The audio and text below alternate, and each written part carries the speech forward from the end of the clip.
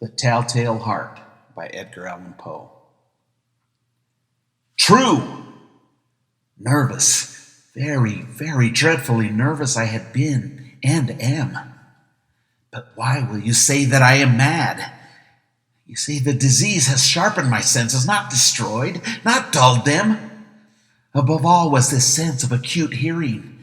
I heard all things in the heaven and in the earth. I heard many things in hell. How then am I mad?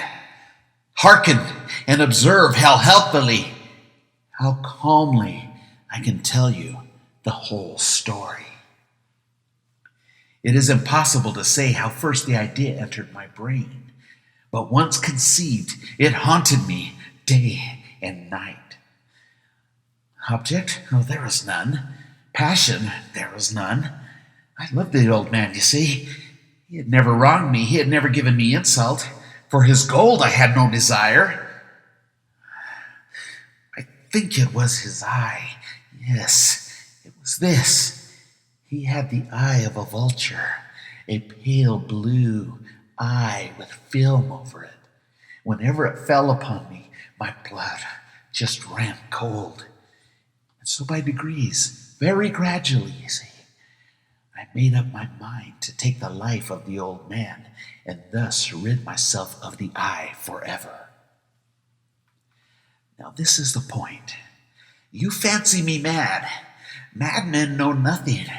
But you should have seen me. You should have seen how wisely I proceeded, with what caution, with what foresight, with what dissemination. I went to work.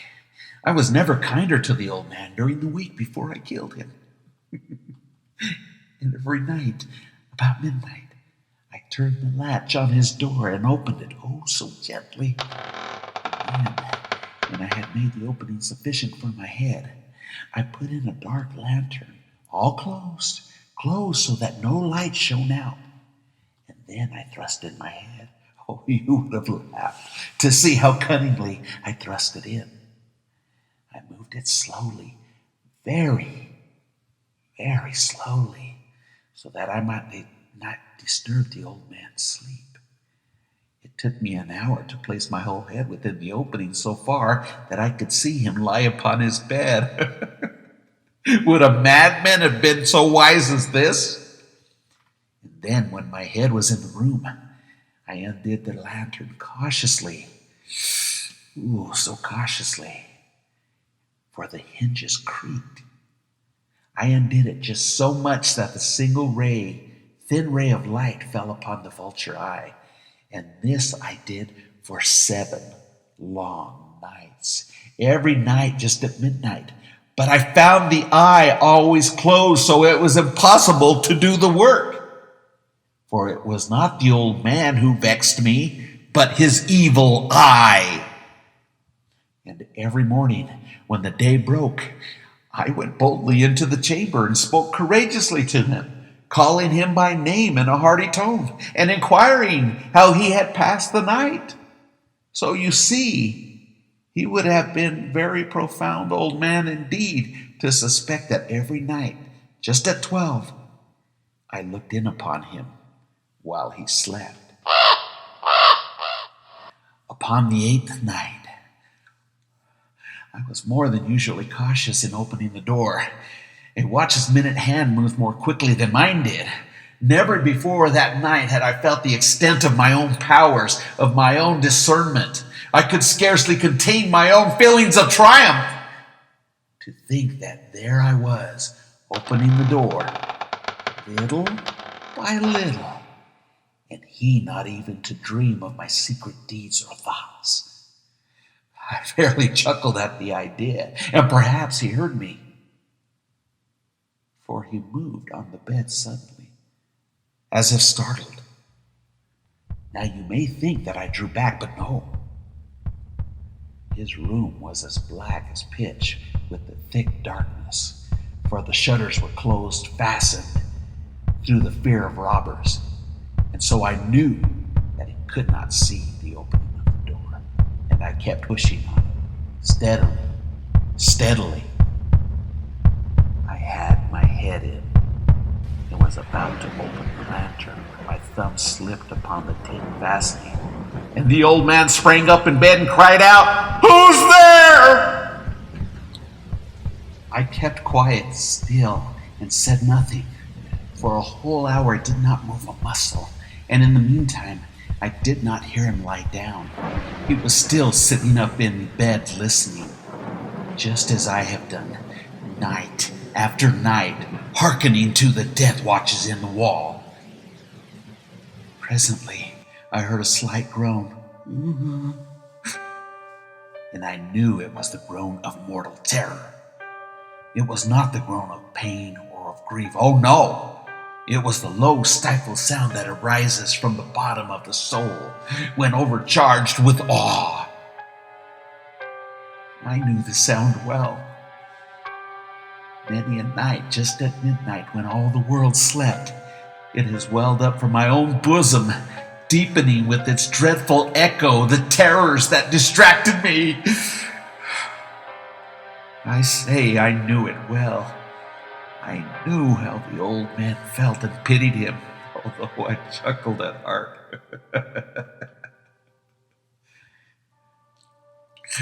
I knew that he had been lying awake ever since the first slight noise, when he had turned in the bed.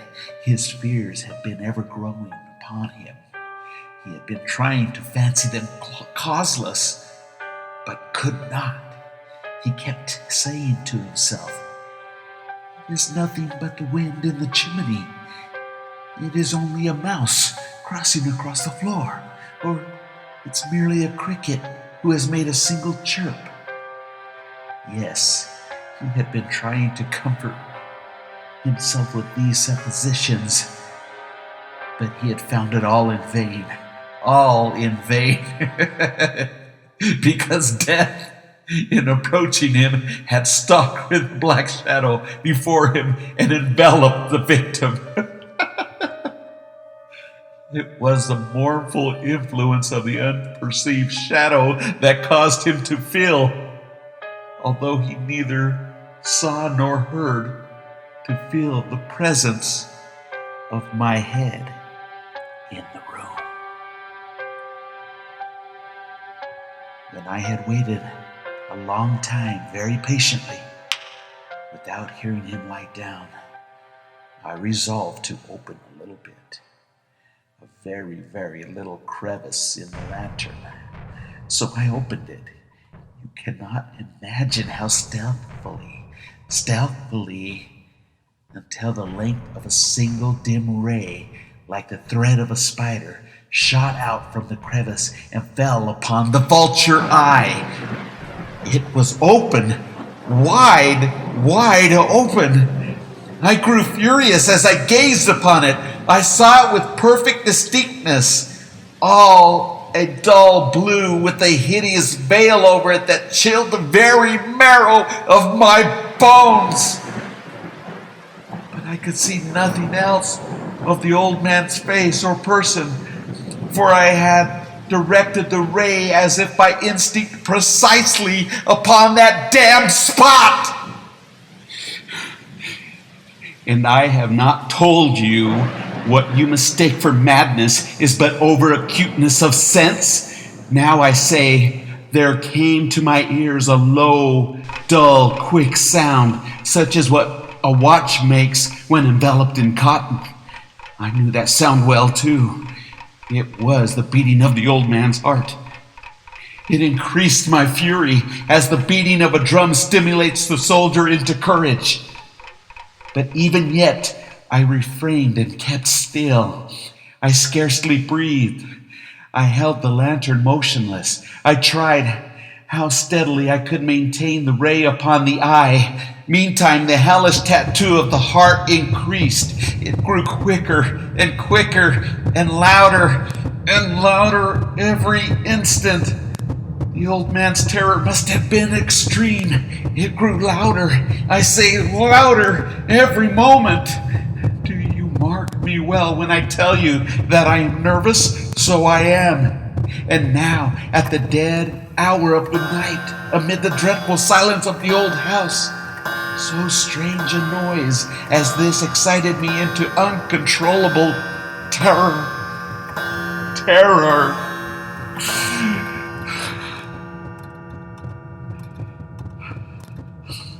Yet, for some minutes longer, I refrained and I stood still. The beating grew louder and louder. I thought my heart must burst. And now a new anxiety seized me. The sound would be heard by a neighbor. The old man's hour had come. With a loud yell, I threw open the lantern and leaped into the room. He shrieked once. Only once. In an instant, I dragged him to the floor and pulled the heavy bed over him. I then smiled gaily to find the deed was so far done. But for many minutes, the heartbeat, it beat on with a muffled sound. This, however, did not vex me. It would not be heard through the wall. At length it ceased. It finally ceased. The old man was dead. I removed the bed and examined the corpse. Yes, he was stone dead. I placed my hand upon the heart and held it there for many minutes. There was no pulsation. He was stone dead. His eye would trouble me no more. If you think me mad, you will think so no longer when I describe the wise precautions that I used to conceal the body. The night waned and I worked hastily, but in silence. First of all, I dismembered the corpse. I cut off the head and the arms and legs. Then I took up 3 planks from the floor in the chamber, and I deposited all between the scatlings. I then replaced the boards so cleverly, so cunningly, that no human eye, not even his, could have detected anything wrong. There was nothing to wash out, no stain of any kind, no blood spot, whatever. I had been too wary for that. A tub had caught it all. When I had made an end of these labors, it was 4 o'clock, still dark as midnight.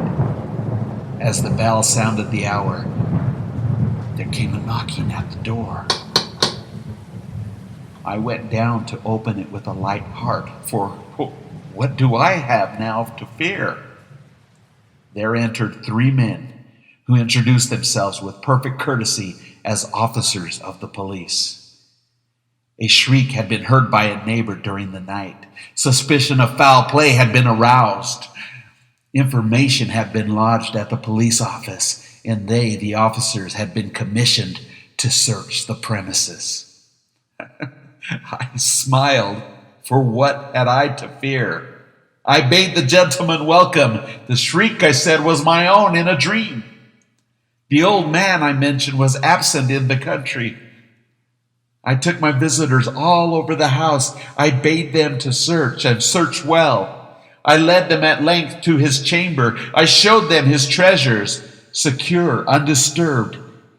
In the enthusiasm of my confidence, I brought chairs into the room and desired them to sit and rest from their fatigues. While I, myself, in the wild audacity of the perfect triumph, placed my own seat upon the very spot beneath which reposed the corpse of the victim. The officers were satisfied. My manner had convinced them. I was singularly at ease. They sat, and while I answered cheerily, they chatted of familiar things. But ere long, I felt myself getting pale and wished them gone. My head ached, and I fancied a ringing in my ears, but still they chatted, and still they sat. The ringing became more distinct. It continued and became more distinct. I talked more freely to get rid of the feeling, but it continued and gained veracity until at length I found that the noise was not within my ears. No doubt I now grew very pale, but I talked more fluently and with a heightened voice. Yet the sound, it increased, and what could I do? It was low, dull, quick sound, much such a sound as a watch when it's enveloped in cotton. I gasped for breath, and yet the officers heard it not. I talked more quickly, more frantically, but the noise steadily increased. I arose and argued about trifles in a high key and with violent expressions, but the noise steadily increased.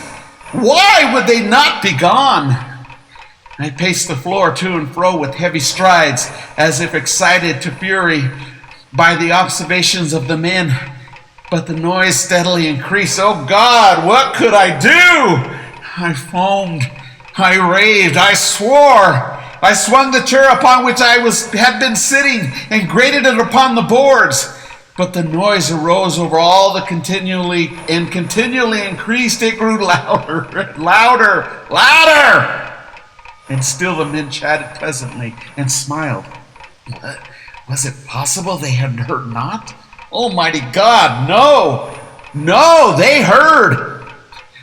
They suspected! They knew! They were making a mockery of my horror! This I thought, and this I think! But anything was better than this agony.